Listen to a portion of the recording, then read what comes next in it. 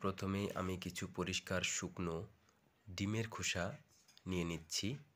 একটি শক্ত পাত্রে রেখে এটাকে হাত দিয়ে গুঁড়ো করা সম্ভব, তারপরেও হাতে লাগে।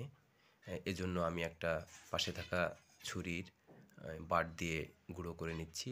আস্তে আস্তে গুঁড়ো করতে হবে, কারণ এটা ছিটকে পড়ে যায়। মূলত আমরা শহরে যারা মুরগি পালন করি, কবুতর, পাখি, এদের প্রোটিনের দিকটা খেয়াল রাখতে গেলে আমাদের এটা করা উচিত। ওদের খাবারের সাথে ডিমের খোসার গুঁড়ো মিক্সড করে দিলে প্রোটিনের অভাবটা অনেকটা পূরণ হয় এবং ভালো ডিম উৎপাদন হয়।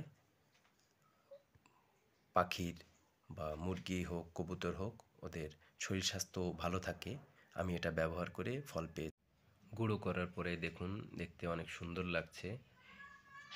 এগুলোই পাখি, মুরগি, কবুতর এদের খাবারের সাথে মিক্সড করে দিন। আমি যেহেতু ভালো ফল পাচ্ছি, আপনারাও পাবেন এবং আপনাদের পশু পাখির যত্নে এটা খুব বড় একটা কষ্ট নয়, আমাদের এটা করা উচিত। ধন্যবাদ আপনাদের দেখার জন্য।